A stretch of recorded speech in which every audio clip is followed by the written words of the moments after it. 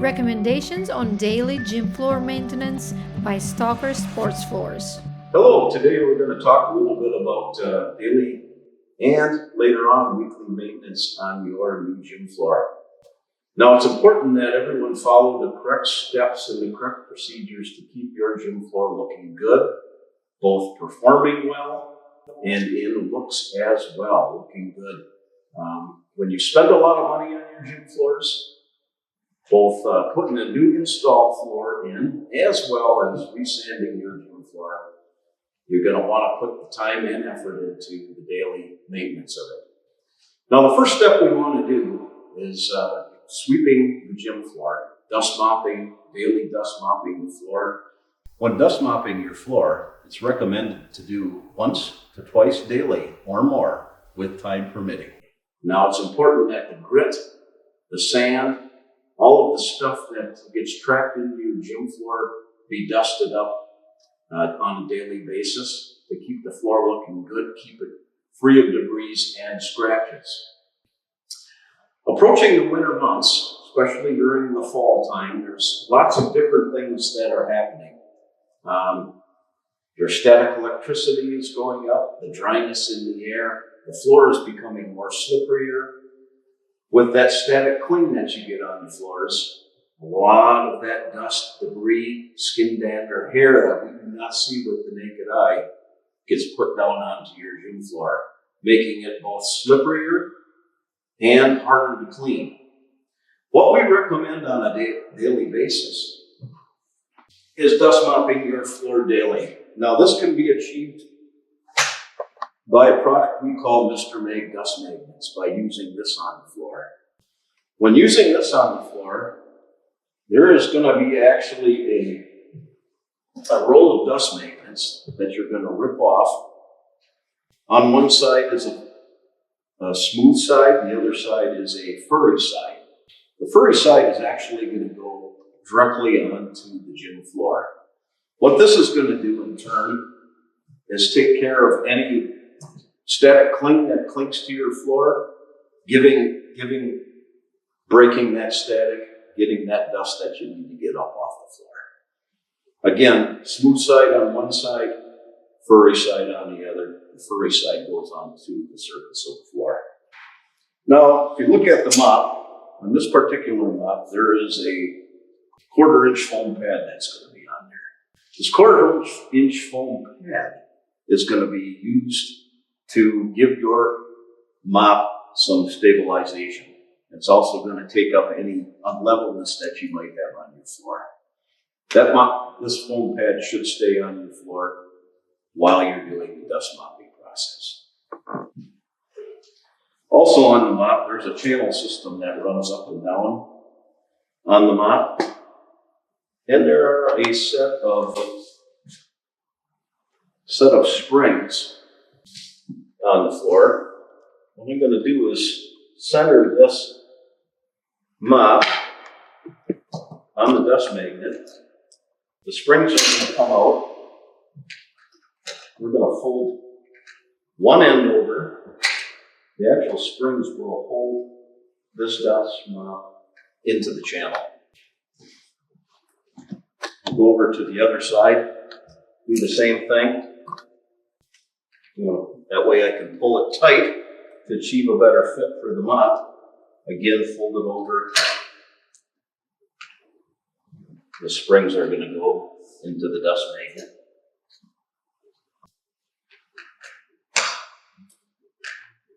And then I'm going to simply dust mop your gym floor.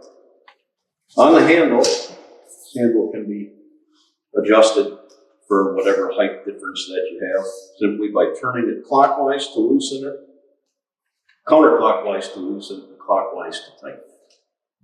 And we're going to dust mop our gym floor. Now, one thing is important, gym floors that have bleachers on it. One thing I want to caution is to never start along the bleachers, because as you know, when you're dust mopping that floor, there's concessions, there's popcorn, there's all kinds of oils that popcorn may remove. And you never want to start against the bleachers simply because you don't want to track those oils from the bleachers onto your main gym floor. Now in this particular mop, the dust is going to start in the front. It's going to work itself all the way to the back. When it's done, when it's dirty from front to back, is a good time to change the mop pad. Now, most of the time on an average gym floor, you will go through 1 to 2 of these types of mops.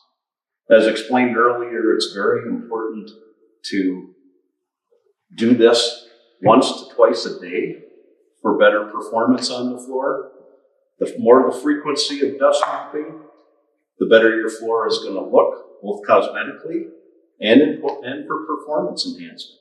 So one thing that's what you want to do is make sure that you do this.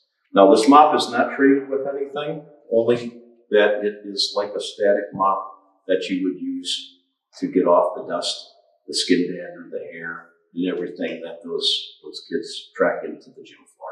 So that's how that is completed. And then next we'll talk a little bit about our weekly care.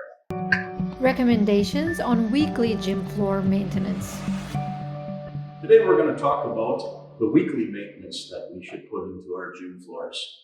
As discussed previously in daily maintenance, it's important to do a wet tacking weekly, specifically in the winter months when you're fighting both salt, road salt, tracking in, and overuse in your gym floor.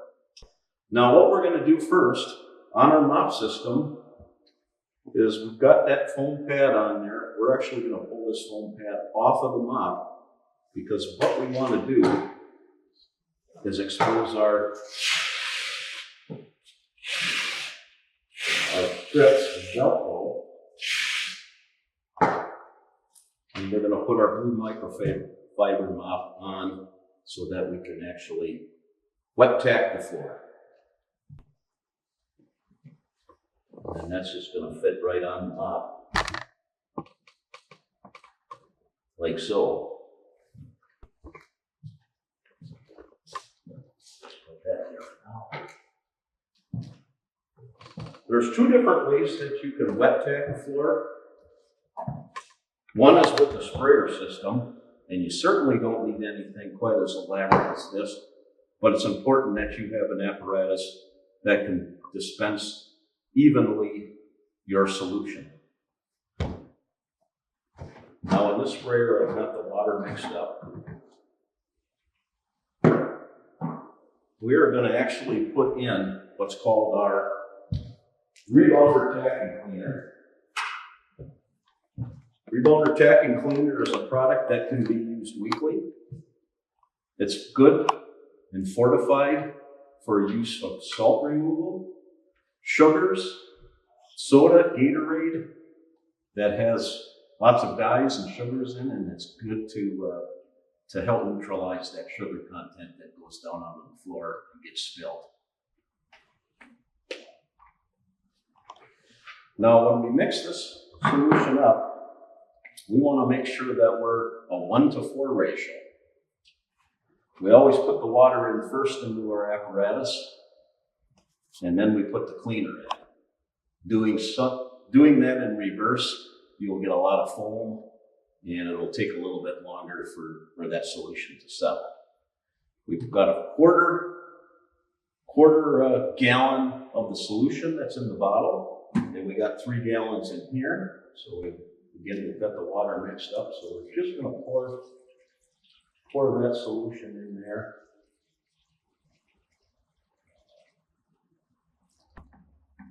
Now it's very important to follow the guidelines put forth. Too much of the solution, too much of the ratio will cloud up and leave a lot of water spots on your floor. So it's important to make sure that the proper ratio is completed on here. Again, 1 to 4 ratio with our rebounder tacking cleaner. When wet tacking your gym floor, it's important to remember that once a week, we need to put a little bit of solution on the gym floor to get both salt, residue, anything that gets spilled on it, like sugar residue, specifically soda, Gatorade, which have very bad dyes in it, which can damage your gym finish. Two different ways that we can accomplish this. One, we can mix the solution in a mop bucket, bring out the towels as needed, and tack the gym floor. The other method is the sprayer, where we spray the gym floor down directly.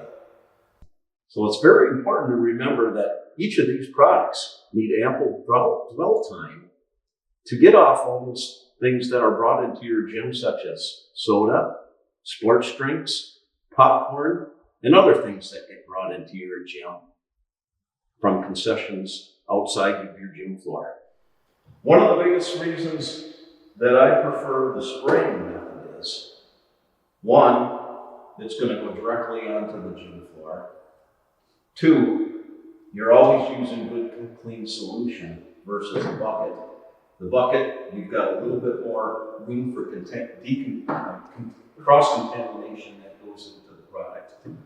And with the sprayer method, you can let that product sit on the floor and give that product ample time. So today I'm going to kind of show you how we do it with the sprayer method.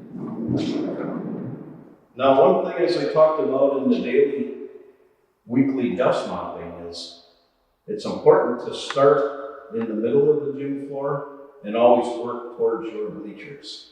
The reason is bleachers during games get food and concessions, and popcorn as being one of the biggest culprits that have a lot of oils, grits in them.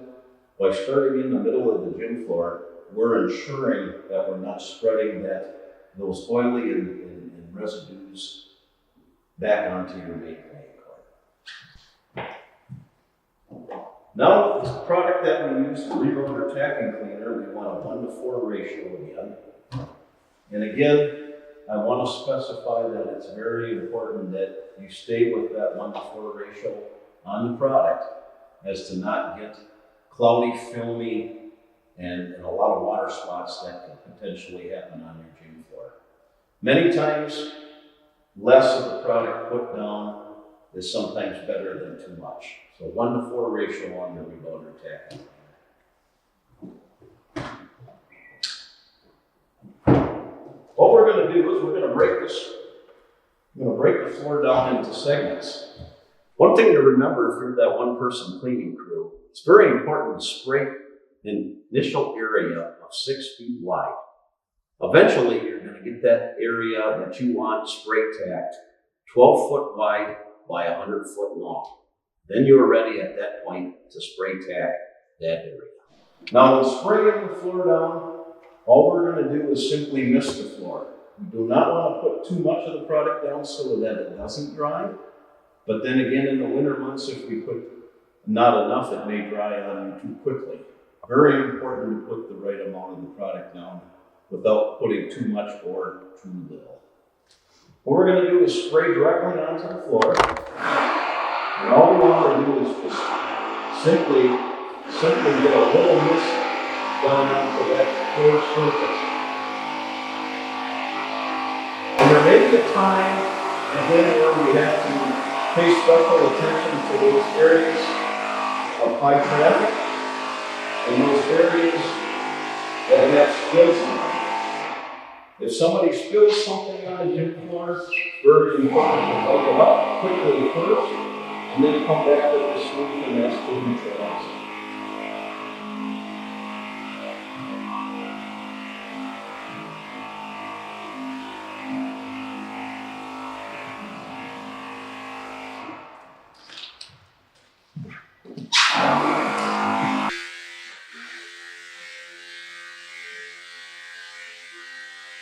Now, for stubborn black marks that are on the gym floor, one of the methods that we recommend is a very, very inexpensive method, is taking a tennis ball, poking a hole in it with a stick, and simply using that to remove the black marks. Now, one thing to remember, it's very important, is that some black marks may or may not come out with this method. Most gym shoes that are a cheap quality rubber have dyes in them, and those dyes will tend to put marks into the gym floor that you won't always get out with a weekly scrubbing. Once we've sprayed down our allotted area, we will take our microfiber padded mop and we'll mop the floor in the same manner as we dust mop it. Now, if there are some places that just won't dry correctly, you may have to get some air fans and some air moving to get these to dry quicker. Now, in the winter months, when there is a lot of air movement in the gym and the heat is on, you may have to spray those areas down a little bit more.